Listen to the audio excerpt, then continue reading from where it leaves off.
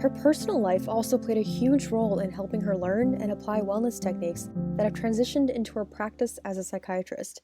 For instance, she started keeping a gratitude journal about 15 years ago after she had a tragic life experience.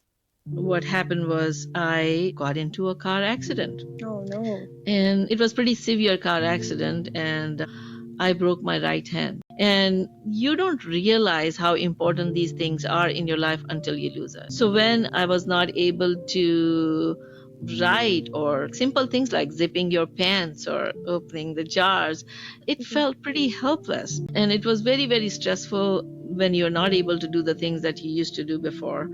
So I had an epiphany when I was visiting a family.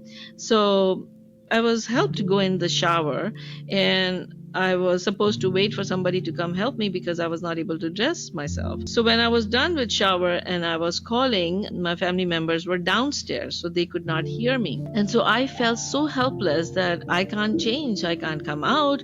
Nobody was there to help me come out. So like you reach that peak of helplessness.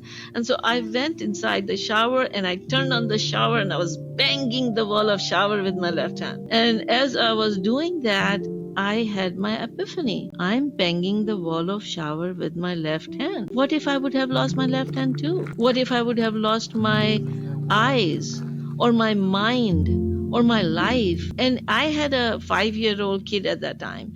And so he was in the car with me for the whole week before that day because he was sick. I was taking him everywhere with me. And that was the first day he went back to his daycare. And so what if he was in the car? So I had this shift in my attitude.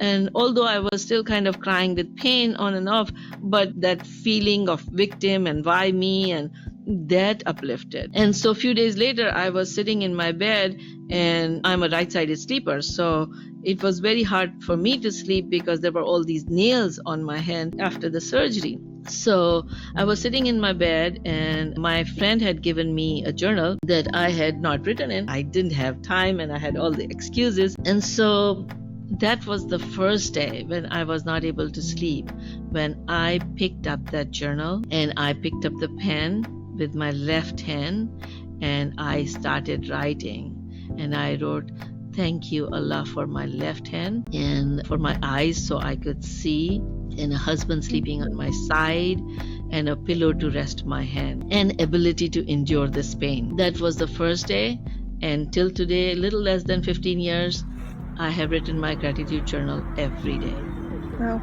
Thank you so much for sharing that part of your life with us. Actually, I'm grateful for that experience because out of that experience came my appreciation of simple things in life. I realized how important it is to be able to write. So I write every day, and that's when I got over that phase of 3-4 years of trying to get through work and taking care of life while dealing with so much pain.